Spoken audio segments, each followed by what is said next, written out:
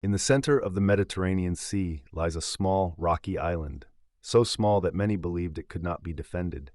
Its name was Malta.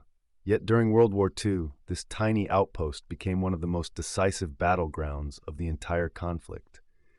When Italy entered the war in June 1940, Malta stood directly astride the Axis supply routes between Italy and Rommel's Afrika Korps in North Africa. From its airfields and harbors, British aircraft and submarines struck at fuel, ammunition, and reinforcements bound for the Desert War. For Germany and Italy, Malta had to be destroyed. What followed was one of the most intense aerial bombardments in history. For nearly 2 years, Malta endured relentless attack.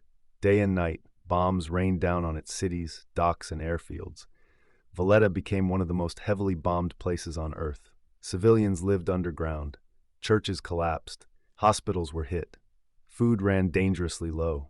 At times, the island stood on the edge of starvation. Fuel shortages grounded aircraft. Ammunition stocks dwindled. The Royal Navy's Mediterranean fleet could barely operate. Yet Malta did not surrender. Fighter pilots flew with outmatched aircraft, often taking off while bombs still fell on their runways. Mechanics worked in open air under fire. Sailors ran blockade convoys through submarine and air attack to keep the island alive. In 1942, Malta's resistance reached its breaking point. When supplies nearly vanished, Britain launched desperate convoy missions, most famously Operation Pedestal.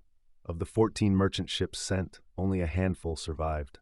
One tanker, the SS Ohio, limped into harbor barely afloat, keeping Malta alive by hours rather than days. Its arrival changed everything. With fuel restored, Malta's aircraft and submarines intensified attacks on Axis convoys. The impact was devastating. Rommel's forces in North Africa were starved of supplies. Tanks abandoned for lack of fuel, attacks canceled, offensives stalled. The siege of Malta helped turn the tide of the war. In recognition of its sacrifice, King George VI awarded the George Cross to the entire population of Malta, a unique honor for collective bravery.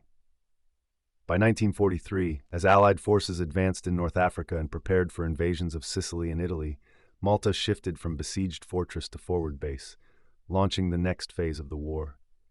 The island had held, not by size or strength, but by resilience. Malta was the linchpin of the Mediterranean, and without it, victory in North Africa, and perhaps Europe itself, might never have come.